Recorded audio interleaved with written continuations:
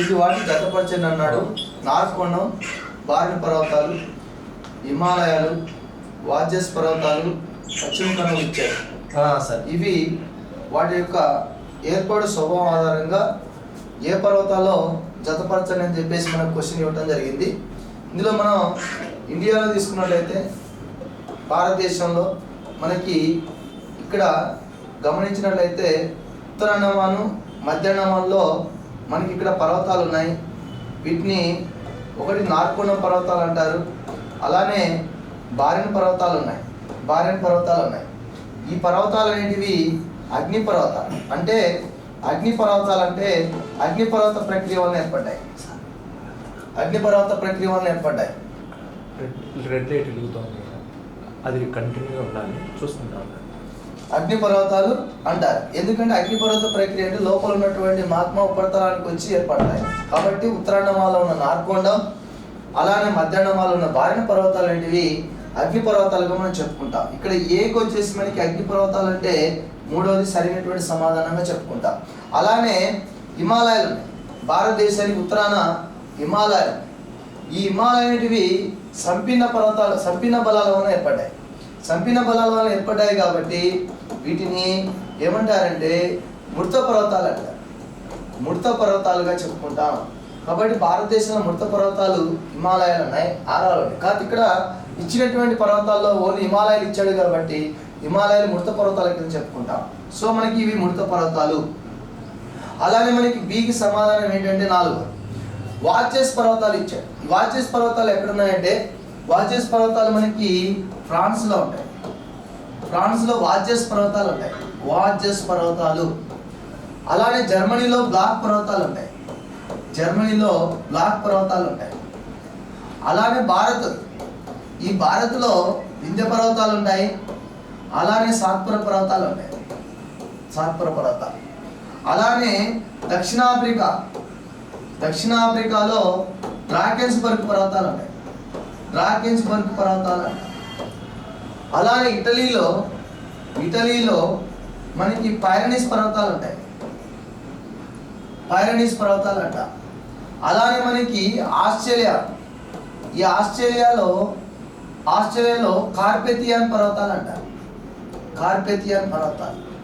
ఇవన్నీ కూడా మనం తీసుకున్నైతే ఇందులో మనకి ఫ్రాన్స్లో ఉన్నటువంటి వాచెస్ పర్వతాలు కావచ్చు, జర్మనీలో ఉన్నటువంటి బ్లాక్ పర్వతాలు, ఆస్ట్రేలియాలో కార్పెథియన్ పర్వతాలు, భారత్లో వింధ్యా సాత్పుర పర్వతాలు ఇక్కడ ఉంటాయి.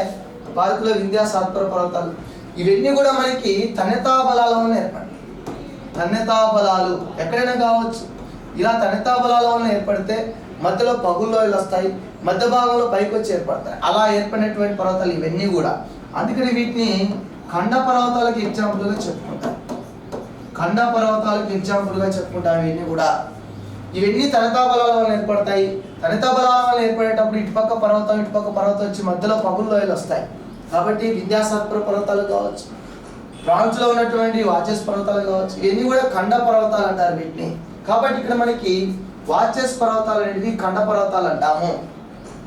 అలానే మనకి పశ్చిమ కనుమలు ఇచ్చాడు. ఇదమ్మా ఇక్కడ మనకి పశ్చిమ కనుమలు ఉంటాయి. అలానే తూర్పు కనుమలు ఉంటాయి. ఇక్కడ వచ్చేసి మనకి కొన్ని పర్వతాలు ఉంటాయి, నీలగిరి కొండలు ఉన్నాయి. ఇవన్నీ కూడా పరిశిష్ట పర్వతాలకు ఎగ్జాంపుల్ లేదా అవశిష్ట పర్వతాలకు ఎగ్జాంపుల్గా చెప్పుకుంటాం. పరిశిష్ట లేదా అవశిష్ట పర్వతాలు అంటారు. బహిర్జిత పర్వతాలు వాటి స్వరూపం అనేది ఎత్తు తగ్గిపోయి పరిశిష్ట పర్వతాలు ఏర్పడతాయి. కాబట్టి పశ్చిమ కనుమలు అనేటివి పరిశిష్ట పర్వతాలకు ఎగ్జాంపుల్గా చెప్పుకుంటాం. కాబట్టి ఇక్కడ మనకి ఆన్సర్ తీసుకున్నట్లయితే బి సరైనటువంటి ఆన్సర్గా మనం చెప్పుకుంటాం. ఇక్కడ బి అనేది సరైనటువంటి ఆన్సర్గా చెప్పుకుంటాం. నార్కొండం ఏమో అగ్ని పర్వతాలు, హిమాలయాలు ఏమో మృత పర్వతాలు, వాచెస్ ఏమో ఖండ పర్వతాలు, పశ్చిమ కనుమలు ఏమో పరిశిష్ట పర్వతాల కింద ఎగ్జాంపుల్గా చెప్పుకుంటాం. నెక్స్ట్ 108 చూసినట్లయితే ఇది 108వ క్వశ్చన్ అన్నీ కూడా మనకి దేని బేస్ చేసుకొని ఇచ్చాడంటే 108ది మనకి దేని బేస్ చేసుకొని ఇచ్చాడంటే క్వశ్చన్ ఇది ప్రధానంగా హిమానీ నదాల మీద అడిగాడు. ఈ హిమానీ నదాల క్రమక్షయం క్రమక్షయం మీద అలానే నిక్షేపిత స్వరూపాల కింద ఇచ్చాడు, నిక్షేపిత మైదానాల మీద ఇచ్చాడు. హిమనీనదాల పరంగా ఏర్పడే భూస్వరూపాలు ఉన్నాయి, అది క్రమక్షయంగా ఏర్పడతాయి, నిక్షేపితంగా ఏర్పడతాయి. అయితే వీటిలో వచ్చేసి మనకి హిమనీనదం ఇలా వెళ్ళిపోయేటప్పుడు, ఒక హిమనీనదం అనేది కదిలేటప్పుడు ఈ హిమనీనదం ఇలా గురుత్వాకర్షణ శక్తి వలన ఒక ఎత్తైన ప్రాంతం నుంచి ఇలా కిందికి వచ్చేటప్పుడు కిందికి కొన్ని శిలలను సేకరిస్తుంది. ఆ శిలలనే హిమనీనదం కదిలేటప్పుడు కొన్ని రాతి శిలలను, ఆ శిలలను ఏం చేస్తుందంటే అది సేకరించడం జరుగుతుంది. ఆ శిలలనే ఏమంటారంటే టిల్ అంటారు. హిమనీనదం కదిలేటప్పుడు తన వెంట కొన్ని అవక్షేప శిలలను సేకరిస్తుంది, దాటిని టిల్ అంటారు. ఇలా హిమనీనదం కొంత అవక్షేప శిలలు ఇలా టిల్ ద్వారా తీసుకొని వస్తూ ఉంటుంది. ఇలా వచ్చి కొంత ప్రాంతాలు ఇప్పుడు హిమనీనదం ఉంది, అన్ని ప్రాంతాల నుంచి సేకరించినటువంటి ఇలాంటి పదార్థాలు టిల్, ఇదంతా కూడా టిల్, ఇదంతా సేకరించింది. అయితే ఒకవేళ హిమనీనదం అనేది క్లోజ్ అయిపోయింది, కరిగిపోయింది, అప్పుడు ఇది ఒకే చోట మిగిల్చి ఏర్పరుస్తుంది. ఇలాంటి వాటిని మొరైన్లు అంటారు, మొరైన్లు అంటారు. అంటే ఈ మొరైన్లు కావచ్చు, ఈ టిల్లు కావచ్చు. మొరైన్లు అంటే మొత్తం పరిమాణాన్ని చెప్తారు, టిల్ అంటే జస్ట్ సేకరించేటటువంటి ఆ అవక్షేప శిలను టిల్ అంటారు. కానీ హిమనీనదం కరిగిపోయిన తర్వాత మిగిలిపోయిన మొత్తం టిల్ పదార్థాన్నే మొరైన్ అంటారు. ఈ మొరైన్లలో బంకమట్టికి ఎక్కువగా ఉన్నట్లయితే, సపోజ్ మొరైన్ అనుకున్నా, ఈ మొరైన్లలో మనకి బంకమట్టి ఎక్కువగా ఉంటే, బంకమట్టి ఎక్కువగా ఉన్నట్టయితే అలాంటి దాన్ని ఏమంటారంటే, ఈ బంకమట్టి ఎక్కువగా ఉన్నటువంటి ఈ మొరైన్ పదార్థాన్ని బౌల్టర్ క్లే అంటారు. బౌల్టర్ క్లే అంటారు. క్లే అనే పదం మనకి ఇక్కడే ఉంది పేరులో. కాబట్టి ఇప్పుడు ఈ అంశాలను మనం చూసినట్లయితే హిమనీనద క్రమక్షయ భూస్వరూపాల కింద మనం చెప్పుకుంటాం. అందులో భాగంగా మొరైన్లలో బంకమట్టి అధికంగా ఉంటే వాటిని బౌల్టర్ క్లే అంటారు. కాబట్టి ప్రతిపాదన ఏ సరైనది. అలానే హిమనీనదాల క్రమక్షయం వలన సేకరించిన అవక్షేపాలను టిల్ అంటారు. ఆ స్టేట్మెంట్ కూడా సరైనటువంటిదే. కాబట్టి ఇక్కడ మనం తీసుకుంటే రెండూ సరైనవే, రెండుకి ఎటువంటి వివరణ అనేది ఒకదానికొకటి సంబంధం లేకుండా. కాబట్టి 108వ దానికి ఆన్సర్ బి అవుతుందమ్మా. నెక్స్ట్ తీసుకున్నట్లయితే 109వ క్వశ్చన్ చూద్దాం. ఈ 109వ క్వశ్చన్ కూడా హిమనీనద భూస్వరూపాలకు సంబంధించినటువంటి అంశమే. ఇందులో క్రింది హిమనీనద భూస్వరూపాలకు సంబంధించి సరైన వాక్యాలను గుర్తించండి అన్నాడు. ఇందులో ఒకటి తీసుకున్నట్లయితే హిమనీనదం ప్రవహించే మార్గంలో ఏర్పడే అర్ధచంద్రాకార భూస్వరూపాన్ని హిమకర్త అని ఇచ్చాడు. మరి ఇది సరైనటువంటి స్టేట్మెంట్ అవుతున్నాం. ఎందుకంటే ఎక్కడైనా కావచ్చు, హిమనీనదం ఇలా ఎత్తైన ప్రాంతం నుంచి హిమనీనదం ఇలా కిందికి జరిగేటప్పుడు లేదా కదిలేటప్పుడు, ఇలా కిందికి కదులుతూ ఉంది హిమనీనదం, కదిలేటప్పుడు దానికి క్రమక్షయ ఫలితంగా ఈ ప్రాంతంలో మనకి ఇలా అర్ధచంద్రాకారంలో కానీ ఇలా అర్ధచంద్రాకారంలో ఉన్నటువంటి గర్తాలు ఏర్పడతాయి.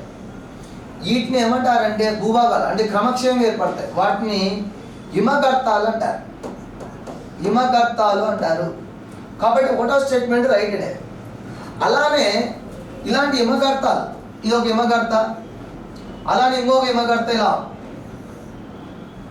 2 లేదా 3 హిమగర్తాలు ఇలా వరుసగా ఏర్పడితే, ఇలా వరుసగా ఉన్నటువంటి హిమగర్తం కత్తి ఆకారంలో వస్తుంది.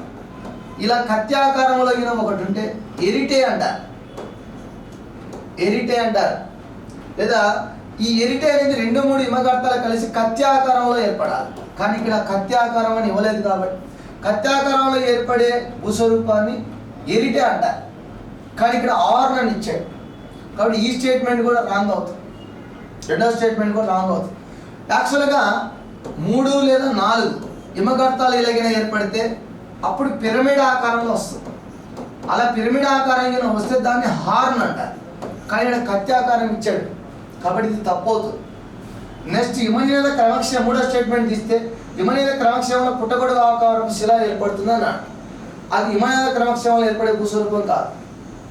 ఇలా పుట్టగొడుగు ఆకారంలో ఉన్నటువంటి శిలలు రావాలంటే పవన క్రమక్షయం వల్ల ఏర్పడాలి. కానీ ఇక్కడ ఏమి ఇచ్చాడంటే హిమనీల క్రమక్షేమాన్ని ఇచ్చాడు కాబట్టి అలా పుట్టగొడుగు ఆకారంలో భూస్వరూపం హిమనీల వల్ల ఏర్పడదు, పవన క్రమక్షేమాన్ని ఏర్పడదు. కాబట్టి ఇది కూడా తప్పే అవుతుంది. నెక్స్ట్ మనకి లంబమాన ధరలు అన్నాడు, అది పవన క్రమక్షేమాలు ఏర్పడే భూస్వరూపం అన్నాడు. లంబమాన ధరలు అనేవి పవన క్రమక్షేమాలు ఏర్పడవు, అది హిమనీల క్రమక్షేమాలు ఏర్పడతాయి. ఫర్ ఎగ్జాంపుల్ ఇలా నిలువుగా ఒక భూస్వరూపం ఉంది, ఎక్కడైనా ఇలా నిలువుగా ఒక భూస్వరూపం ఉంది. ఈ నిలువుగా ఉన్నటువంటి భూస్వరూపంలో లంబంగా హిమనదాలు కిందికి వచ్చేటప్పుడు ఇక్కడ క్రమక్షయ భూస్వరూపాలు ఏర్పడతాయి ఈ ప్రాంతాల్లో వాటిని లంబమాన ధరలు అంటారు. కానీ ఇక్కడ లంబమాన ధరలు అనేటివి పవన క్రమక్షేమంలో ఏర్పడే భూస్వరూపాలు అన్నాడు, కానీ అవి ఏర్పడవు. ఇది కూడా రాంగే. కాబట్టి ఇక్కడ తీసుకున్నట్లయితే మనకి సరైనటువంటి అంశం ఒకటో స్టేట్మెంట్ మాత్రమే సరైనటువంటి అంశం అవుతుంది. ఇక్కడ రెండోది అనేది మనం తీసేసుకున్నట్లయితే కేవలం ఒక స్టేట్మెంట్ మాత్రమే సరైనటువంటి అంశం అవుతుందమ్మా. ఇక్కడ ఒక చిన్న మిస్టేక్ జరిగింది కాబట్టి ఈ రెండో స్టేట్మెంట్ కాకుండా ఒకటో స్టేట్మెంట్ మాత్రమే సరైనది ఇందులో. నెక్స్ట్ 110వ దాన్ని చూద్దాం. ప్రాచీన కాలంలో మనకి ప్రజలు అనేవాళ్ళు దిక్కులను తెలుసుకునేటప్పుడు ఉత్తర దిక్కు, తూర్పు దిక్కు, పశ్చిమ దిక్కు ఇలా దిక్కులను తెలుసుకునేటప్పుడు ప్రజలు ధ్రువ నక్షత్రం ఆధారంగా మాత్రమే తెలుసుకునేవారు. కాబట్టి ఇక్కడ మనకు 110వ క్వశ్చన్ గమనించినట్లయితే ప్రాచీన కాలంలో ప్రజలు ఉత్తర దిక్కును ఏ నక్షత్ర దానంతో గుర్తించేవారంటే కేవలం ధ్రువ నక్షత్రం ఆధారంగా మాత్రమే గుర్తించేవారు. కాబట్టి 110వ దానికి ఆన్సర్ ఏంటంటే డి సరైనటువంటి ఆన్సర్ అవుతుంది. ఇక్కడ సప్తవర్షి నక్షత్రం కానీ లేదా బిగ్ పేరు కానీ మనం తీసుకోవడానికి ఆస్కారం లేదు. సో కాబట్టి ధ్రువ నక్షత్రం ఆధారంగా మాత్రమే దీన్ని తీసుకుంటున్నాము. ఆ తర్వాత నెక్స్ట్ 111వ చూసినట్లయితే సౌర కుటుంబం అంటే ఏమిటి అని ఇచ్చాడు. సౌర కుటుంబం అనగా ఇదమ్మ మనకి సూర్యుడు ఉంటాడు, సూర్యుని చుట్టూ ఇతర గ్రహాలు ఉంటాయి, ఈ గ్రహాలతో పాటు ఉపగ్రహాలు ఉంటాయి, అలానే ఇతర ఖగోళ పదార్థాలు ఉంటాయి, తోక చుక్కలు ఉంటాయి, ఆ తర్వాత వచ్చేసి ఉల్కలు, గ్రహాలు, అలానే ఉపగ్రహాలు ఉంటాయి, ఆస్ట్రాయిడ్స్ వీటి మధ్యలో ఉన్నటువంటి ఆస్ట్రాయిడ్స్ ఉంటాయి, ఉల్కలు, ఇతర దుమ్ము ధూళి కణాలు ఇవన్నీ కలిపి మనం సౌర కుటుంబం అంటారు. సౌర కుటుంబం అయితే చూడండి, గ్రహాలు ఉపగ్రహాలు అన్నాడు, ఆస్ట్రాయిడ్స్ తోకచుక్కలు అన్నాడు, సప్తర్షి మండలం అన్నాడు, నక్షత్రాలు అన్నాడు, తోకచుక్కలు అన్నాడు. ఈ సప్తర్షి మండలం అనేది నక్షత్రాల గురించి తెలియజేస్తుంది. ఇక్కడ నక్షత్రాలు అనేవి ఎక్కువ ఉండవు. ఇక్కడ సౌర కుటుంబం ఒకటే ఒక నక్షత్రం అని ఇవ్వాలి, లేదా సూర్యుడు అని ఇవ్వాలి, సూర్యుడు చుట్టూ తిరిగే గ్రహాలు అని ఇవ్వాలి. కానీ ఇక్కడ మనకి ఏమన్నాడంటే ఒకటో దాంట్లో గ్రహాలు ఉపగ్రహాలు అన్నాడు కాబట్టి ఇది రైట్ వస్తుంది. నక్షత్రాలు తోకచుక్కలు అన్నాడు, తోకచుక్కలు వస్తాయి కానీ నక్షత్రాలు అనేటువంటి అంశం రాదు, కాబట్టి ఇది తప్పు అవుతుంది. సప్తర్షి మండలం అనేది నక్షత్రాలకు సంబంధించింది కాబట్టి ఇది రాదు.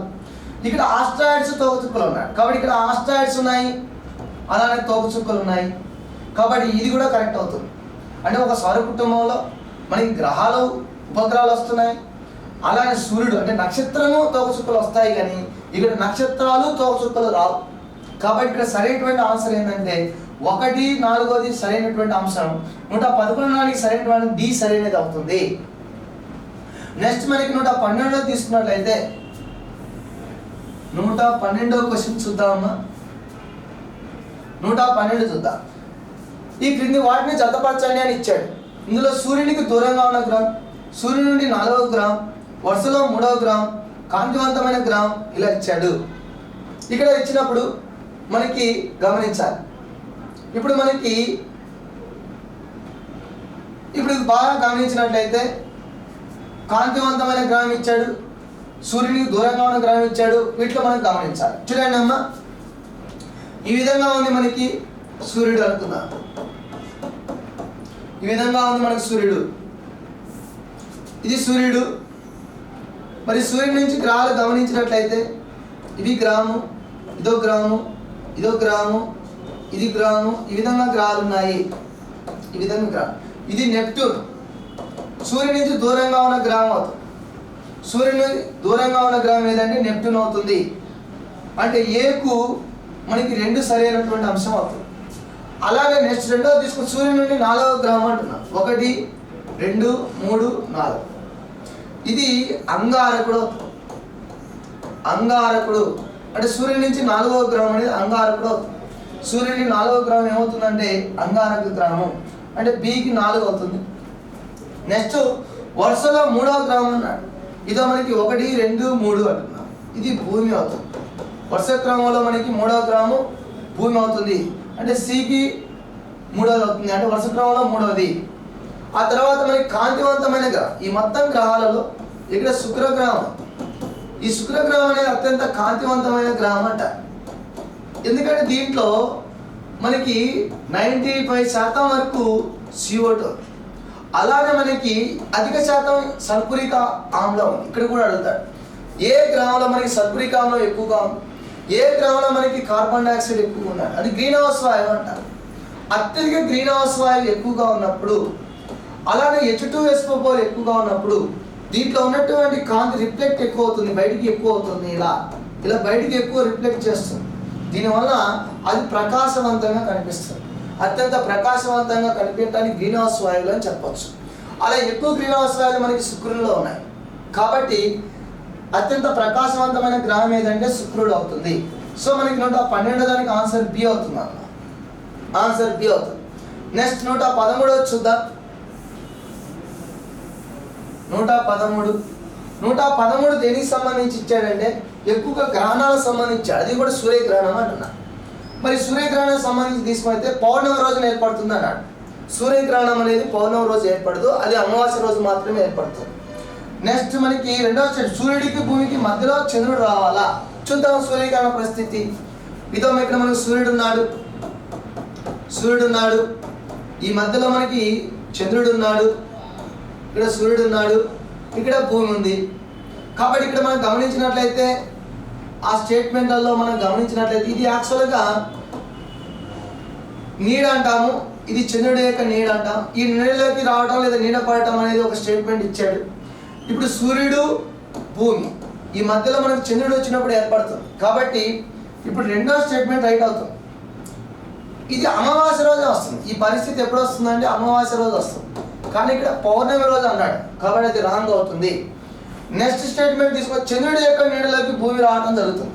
ఇది చంద్రుడి యొక్క నీడ, ఈ నీడలోకి భూమి అనేది రావడం జరిగింది కాబట్టి, లేదా అలా అనవచ్చు, లేదా చంద్రుడి యొక్క నీడ భూమి మీద పడ్డప్పుడు అని రాయాలి. వాస్తవంగా చెప్పాలంటే చంద్రుడి యొక్క నీడ భూమి మీద పడ్డప్పుడు కూడా మనకి సూర్యగ్రహణం ఏర్పడుతుంది.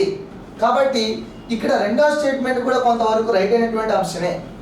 సూర్యుడికి చంద్రుడికి మధ్యలో భూమి వచ్చిన స్థితి అన్నాడు. ఇక్కడ సౌర గ్రహణంలో సూర్యుడికి చంద్రుడికి మధ్య భూమి వచ్చిన పరిస్థితి ఏర్పడదు. కాబట్టి ఇక్కడ వచ్చిన స్థితి అన్నాడు, కాబట్టి ఇది కూడా రాంగ్ స్టేట్మెంట్ అవుతుంది. మనం 2, 3 రైట్ అయినటువంటి స్టేట్మెంట్లుగా మనం చూసుకోవచ్చు. 113ది సి సరైనటువంటి ఆన్సర్ అవుతుంది. నెక్స్ట్ మనకి విషవత్తులు చూద్దాం.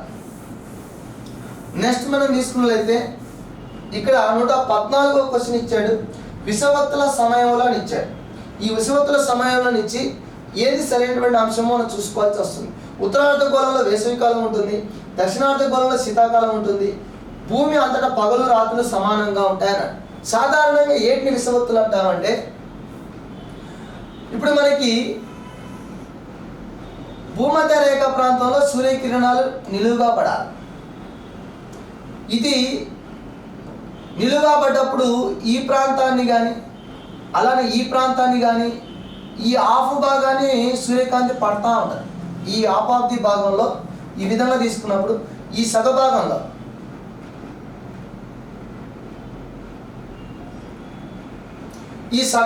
మనకు మొత్తం సూర్యుడు కనిపిస్తూ ఉంటాడు. కాబట్టి ఇక్కడ పగలు ఉంటుంది 12 గంటలు, ఇక్కడ కూడా 12 గంటలు పగలు ఉంటుంది, ఇక్కడ కూడా 12 గంటలు ఉంటుంది, ఇక్కడ కూడా పగలు 12 గంటలు ఉంది. మొత్తం ఈ ఆపాదిలో మొత్తం 12 గంటలు అవుతుంది. ఇదే సమయంలో రాత్రి కూడా ఇటుపక్క 12 గంటలు అవుతుంది. అంటే సూర్యకిరణాలు భూమధ్య రేఖ మీద నిలువుగా పడుతున్నప్పుడు ఈ మొత్తంలో వచ్చేసి మనకి రాత్రి 12 గంటలు అయితే పగలు కూడా 12 గంటలు వస్తుంది. ఇప్పుడు ఫర్ ఎగ్జాంపుల్ ఇక్కడ పగలు 12 గంటలు ఉంటే రాత్రి 12 గంటలు వస్తుంది. ఇటుపక్క రాత్రి 12 గంటలు ఉంటే సేమ్ అదే ప్రాంతం ఇటుపక్క వచ్చినప్పుడు పగలు కూడా 12 గంటలు ఉంటుంది. అంటే భూమి మొత్తానికి తీసుకున్నట్లయితే భూమి మొత్తం కూడా రాత్రి 12 గంటలు ఉంటే పగలు కూడా 12 గంటలు ఉంటుంది. ఏ ప్రాంతం ఇక్కడైనా ఏ ప్రాంతంలోనైనా మనం చూసినట్లయితే రాత్రి మగలు సమానంగా ఉంటాయి. ఇలా రాత్రి మగలు మొత్తం సమానంగా ఉన్న రోజులనే విషువత్తులు అంటారు. కాబట్టి భూమి మీద అంతటా పగలు రాత్రులు సమానంగా ఉండే రోజునే విషువత్తులు అంటారు. అలాంటి సందర్భంలో ఉత్తరార్ధగోళంలో వేసవికాలం రాదు, దక్షిణార్ధగోళంలో శీతాకాలం రాదు. అంటే కాలాలు ఏర్పడాలి అంటే వేసవికాలం శీతాకాలం వంటివి ఏర్పడాలంటే రాత్రి మగల మధ్య వ్యత్యాసం రాదు. కాబట్టి విషువత్తుల కాలంలో రాత్రి మగల వ్యత్యాసం ఉన్నది కాబట్టి అక్కడ కాలాలంటే ఏర్పడడానికి ఆస్కారం లేదు. కాబట్టి ఇక్కడ 1 సరైనది కాదు, 2 సరైనది కాదు, 3 మాత్రమే సరైనది అవుతుంది. కాబట్టి 114వ దానికి ఆన్సర్ డి సరైనటువంటి ఆప్షన్ అవుతుంది. నెక్స్ట్ చూద్దామమ్మా, 115వ క్వశ్చన్ చూద్దాం. 115. ఈ క్రింది వాటిలో సరైన వాక్యాలను గుర్తించండి అన్నాడు. ఈ విశ్వం యొక్క ఏర్పాటు మీద ఇచ్చాడు. భూకేంద్రక సిద్ధాంతాన్ని ఎవరు ప్రతిపాదించారంటే టాలెమీ ప్రతిపాదించాడు అన్నాడు. జీవరాశి ఉన్న ఏకైక గ్రహం భూమి అన్నాడు. సూర్యకేంద్రక సిద్ధాంతాన్ని ఇమానుయేల్ కాంట్ ప్రతిపాదించాడు అన్నాడు. మహావిస్ఫోటన సిద్ధాంతాన్ని లెమైటర్ ప్రతిపాదించాడు. ఇవన్నీ కూడా విశ్వం యొక్క ఏర్పాటుకు సంబంధించిన సిద్ధాంతాలు. విశ్వ ఏర్పాటుకు సంబంధించిన సిద్ధాంతాలు ఇచ్చాడు. ఒకటి మహావిస్ఫోటన సిద్ధాంతం. ఈ మహావిస్ఫోటన సిద్ధాంతాన్ని అబ్బే లెమైటర్ అనేటువంటి శాస్త్రవేత్త ప్రతిపాదించారు. కాబట్టి ఇక్కడ దీని ప్రకారం మహావిస్ఫోటన సిద్ధాంతాన్ని లెమైటర్ ప్రతిపాదించాడనే స్టేట్మెంట్ రైట్ అవుతుంది. అలా మరొక సిద్ధాంతం ఇచ్చాడమ్మా. ఆ సిద్ధాంతంలో వచ్చేసి మనం తీసుకుని సూర్యకేంద్ర సిద్ధాంతం అంటారు. సూర్యకేంద్రక సిద్ధాంతం దీన్ని కోపర్నికస్ ప్రతిపాదించాడు. కోపర్నికస్ 1543లో కోపర్నికస్ ప్రతిపాదించడం జరిగింది. ఈ సిద్ధాంతాన్ని సూర్యకేంద్రక సిద్ధాంతం అంటాడు. సూర్యకేంద్రక సిద్ధాంతాన్ని ప్రతిపాదించాడు. ఈ సూర్యకేంద్రక సిద్ధాంతాన్ని ఇక్కడ ఇమానుయేల్ ఇచ్చాడు కాబట్టి ఈ రాంగ్ స్టేట్మెంట్ అవుతుంది. అలానే భూకేంద్రక సిద్ధాంతం కూడా ఉంది. భూకేంద్రక సిద్ధాంతాన్ని టాలెమీ ప్రతిపాదించడం జరిగింది. టాలెమీ క్రీస్తు శకం 140లో అంటే దీనికన్నా ముందే ఈ సిద్ధాంతాన్ని ప్రతిపాదించాడు. ఇది కూడా విశ్వం గురించి తెలియజేస్తుంది. కానీ ఈ స్టేట్మెంట్ ఇక్కడ లేదు. కానీ మనకు కొంచెం అవగాహన కోసం భూకేంద్రక సిద్ధాంతాన్ని టాలెమీ ప్రతిపాదించాడు. అలానే మనకి భూకేంద్రక సిద్ధాంతాన్ని టాలెమీ ప్రతిపాదించాడు కాబట్టి ఇది కూడా రైట్ స్టేట్మెంటే. ఇది రైట్ స్టేట్మెంటే. కానీ సూర్యకేంద్రక సిద్ధాంతాన్ని కోపర్నికస్ ప్రతిపాదించాడు. కానీ ఇక్కడ ఇమానుయేల్ కాంట్ రాంగ్ అవుతుంది. అలానే గ్రహాలలో తీసుకున్నైతే మనకి ఒక జీవం ఉన్నటువంటి ఏకైక గ్రహం మనకి జీవరాశి. సో ఈ జీవరాశి ఉన్నటువంటి ఏకైక గ్రహం మానవుడు లేదా ఇతర జీవరాశులు కలిగినటువంటి ఏకైక గ్రహంగా మనం భూమిని చెప్పుకుంటాం. కాబట్టి ఇది రైట్ అయినటువంటి ఆన్సర్. ఇందులో రాంగ్ అయ్యేది ఏంటంటే 3వ స్టేట్మెంట్ రాంగ్ అయినది. కాబట్టి 115వ దానికి తీసుకున్నైతే 1 right, 2 right, 4 right. 1, 2, 4 answer D అవుతుందా?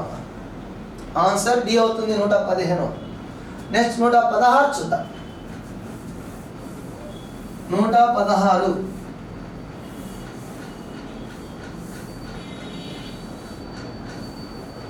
116 అనేది భూమి అంతర్నిర్మాణం మీద వచ్చినటువంటి క్వశ్చన్. చూడండి అమ్మా, ఈ భూమి ఉంది. ఈ భూమిలో 3 భాగాలు ఉన్నాయి, చూసుకోవాలా. భూపటలం అంటాం, భూపటలము, అలానే భూప్రావారము, అలానే భూకేంద్ర భాగం ఇచ్చాడు. భూకేంద్ర భాగము ఇలా 3 భాగాల మీద మనకి ఇచ్చాడు. చూద్దాం. భూపటలం యొక్క ఉష్ణోగ్రత కన్నా ప్రావారం, ఇక్కడ ప్రాకారం అని పడింది, ప్రావారం అని పడాలి. ఉష్ణోగ్రత ఎక్కువ అన్నాడు. 2వ స్టేట్మెంట్లో భూ ఉపరితలం నుండి లోతుకి వెళ్ళే కొద్ది ఉష్ణోగ్రత పెరుగుతుంది అన్నాడు. జనరల్గా తీసుకున్నట్లయితే సాధారణంగా భూపటలం యొక్క ఉష్ణోగ్రత మొత్తం అడుగుతలంలో తీసుకున్నైతే 200 డిగ్రీ ఉంటుంది. 200 డిగ్రీ ఉంటుంది. అలానే మనకి ఇక్కడ భూ ప్రావారం తీసుకున్నైతే 4000 డిగ్రీ సెంటిగ్రేడ్ ఉంటుంది. కేంద్ర మండలంలో తీసుకున్నైతే 6000 డిగ్రీ సెంటిగ్రేడ్ ఉంటుంది.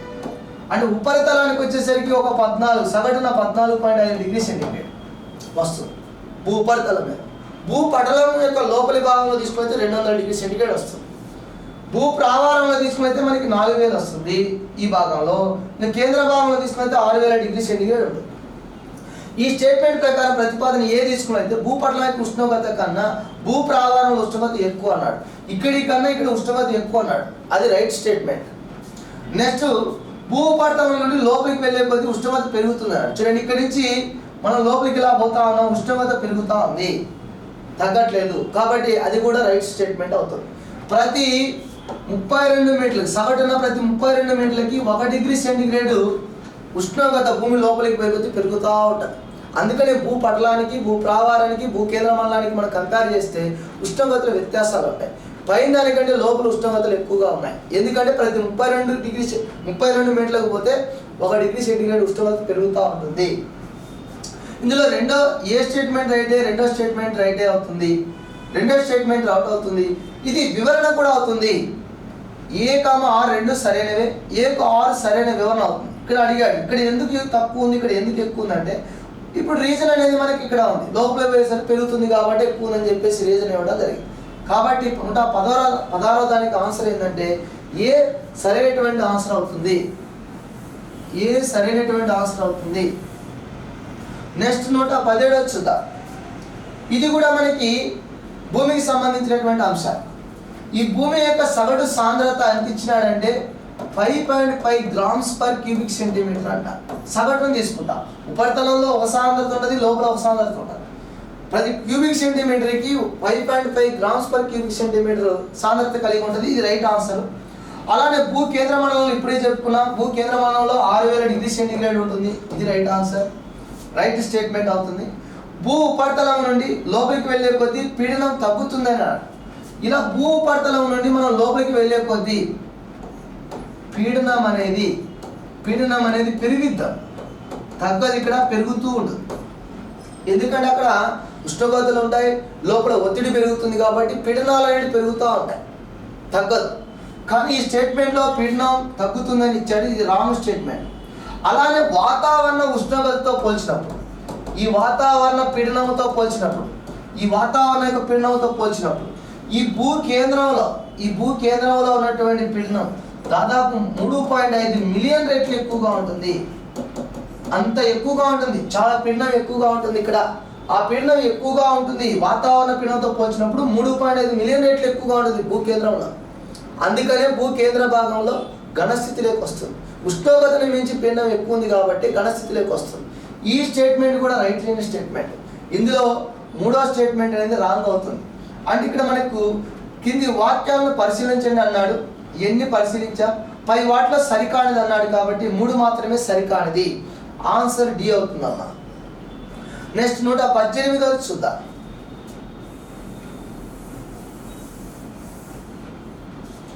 118 మొత్తం భూమి పరిమాణంలో భూ కేంద్ర మండలం సుమారుగా ఎంత శాతం అని ఇచ్చాడు. 16%, 24%, 1%, 83% ఇచ్చాడు. చూడండి అమ్మా, ఇక్కడ మనకి భూమి ఉంది కదా, ఈ భూమిని మనం 3 భాగాలు తీసుకున్నాం. ఒకటి భూపటలము, అలానే భూప్రావారము, అలానే భూ కేంద్ర భాగం అన్నాడు. భూ కేంద్ర భాగం అనేది తీసుకున్నైతే మొత్తం భూమిలో 83% ఆక్రమించు. భూ ప్రావారం తీసుకున్నైతే మొత్తం భూమిలో 16% ఆక్రమించున్నాడు. అలానే భూపటలం తీసుకున్నైతే మొత్తం భూమిలో 0.5% వరకు. అంటే దీని ప్రకారం మనం తీసుకున్నట్లయితే ఇందులో ఈ 83% అనేది రైట్ ఆన్సర్ వస్తుంది. కేంద్ర మండలంలో 83% ఆక్రమించింది కాబట్టి 118 సరైనటువంటి ఆన్సర్ డి అవుతుంది అమ్మా, డి అవుతుంది. నెక్స్ట్ 119 చూద్దాం. 119 చూద్దాం. ఇది మెహరోవిక్ విచ్ఛిన్న రేఖ వేటి మధ్య కలదని ఇచ్చాడు. ఇది భూమి యొక్క అంతర్నిర్మాణానికి సంబంధించి ఇచ్చాడు. చూడండి, సింపుల్గా మనం తీసుకున్నట్లయితే భూమిలో 3 భాగాలుగా విభజించాం, 3 మండలాలు విభజించాం, 3 పొరలుగా విభజించాం భూమిని అంతర్నిర్మాణ పరంగా. ఇదో ఒకటి భూపటలం అన్నాం, భూపటలం. రెండోది భూప్రావారం అన్నాం, భూప్రావారం. మూడవది భూ కేంద్ర భాగం అన్నాం, భూ కేంద్ర మండలం అన్నాం. ఇప్పుడు వీటిని విభజిస్తూ కొన్ని రేఖలు ఉంటాయి. ఇక్కడ మనకు ఒక రేఖ ఉంటుంది, విభజన రేఖ అంటాం దీన్ని. ఈ రేఖను మెహరోవిక్ డిస్కంటిన్యూటీ అంటారు. మెహరోవిక్ విచ్ఛిన్న రేఖ అంటారు దీన్ని. మెహరోవిక్ డిస్కంటిన్యూటీ అంటే భూ ప్రావారానికి భూపటలానికి మధ్యలో ఉంటుంది. ఇది ఇక్కడ ఉంటుందమ్మా ఒక రేఖ, విచ్ఛిన్న రేఖ. దీన్ని గూటెన్బర్గ్ రేఖ అంటారు. గూటెన్బర్గ్ విచ్ఛిన్న రేఖ అంటారు. గూటెన్బర్గ్ విచ్ఛిన్న రేఖ. ఈ గూటెన్బర్గ్ విచ్ఛిన్న రేఖ అనేది భూ ప్రావారాన్ని భూ కేంద్రమండలాన్ని వేరు చేస్తుంది. మనం గమనించినట్లయితే ఇక్కడ మెహరోవిక్ విచ్ఛిన్న రేఖ అడిగాడు కాబట్టి వేటిని వేరు చేస్తుందంటే ఈ భూపటలాన్ని భూ ప్రావారాన్ని వేరు చేస్తారు. అంతేగాని భూ ప్రావారాన్ని భూ కేంద్రమండలాన్ని వేరు చేయదు. కాబట్టి ఇక్కడ మనం గమనించినట్లయితే భూపటలాన్ని భూ ప్రావారాన్ని వేరు చేస్తుంది, భూ ప్రావారాన్ని భూ కేంద్ర భాగాన్ని వేరు చేస్తుంది, భూపటలాన్ని భూ కేంద్ర మండలాన్ని వేరు చేస్తుంది, బాహ్య కేంద్ర మండలం అంతర్ కేంద్ర మండలం ఇచ్చారు. ఆన్సర్ మనకి ఏ ఆన్సర్ అవుతుందమ్మా? 119వ దానికి సరైన ఆన్సర్ ఏ అవుతుంది.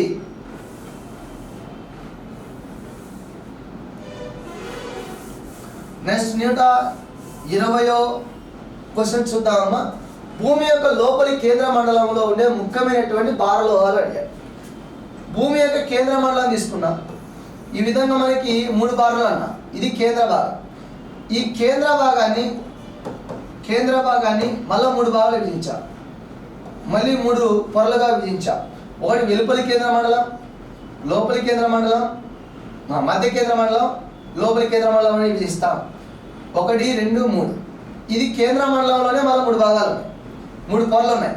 వెలుపలి కేంద్ర మండలం, మధ్య కేంద్ర మండలం, లోపలి కేంద్ర మండలం అన్న. ఈ లోపలి కేంద్ర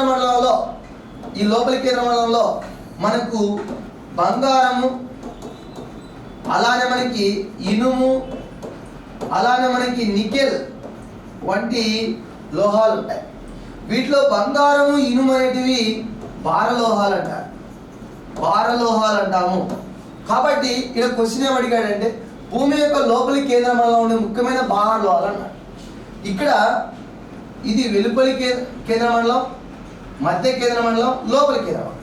కాబట్టి భూమి యొక్క లోపలి కేంద్ర మండలంలో మనకి ఎక్కువగా ఉన్నటువంటి భారలోహాలు ఏంటంటే బంగారము, ఇనుము అనేది ఉంటాయి. కాబట్టి ఇక్కడ ఆప్షన్లో తీసుకువైతే బంగారము, ఇనుము, సిలికాను, అల్యూమినియం ఇచ్చారు. వీటిలో సిలికాన్ కానీ అల్యూమినియం కానీ మనకు తక్కువ ఉంటాయి. ఎందుకంటే సిలికాను, అల్యూమినియం అనేటివి భూపటలంలో మనకి ఎక్కువగా ఉంటాయి. సిలికాను, అల్యూమినియం అనేది భూపటలంలో మనకి ఎక్కువగా వస్తాయి. ఈ బంగారము, ఇనుము అనేది కేంద్ర మండలంలోకి ఎక్కువ వస్తున్నాయి. కాబట్టి ఇక్కడ మనకి లోపలి కేంద్ర మండలంలోని ముఖ్యమైన భాగాలు ఏమంటే బంగారం, ఇనుము వస్తాయి. 120వ దానికి ఆన్సరు డి అవుతుందమ్మా. ఇవి మనకి జాగ్రఫీ గ్రాండ్ టెస్ట్ అంటే డివిజనల్ టెస్ట్లో 1వ డివిజన్ టెస్ట్కు సంబంధించిన జాగ్రఫీ 30 క్వశ్చన్లు మనం ఎక్స్ప్లెయిన్ చేయడం జరిగింది. దీన్ని అక్కడక్కడ చిన్న మిస్టేక్లు ఏమైనా ఉన్నట్లయితే దాన్ని సరిదిద్దుకోండి అమ్మా.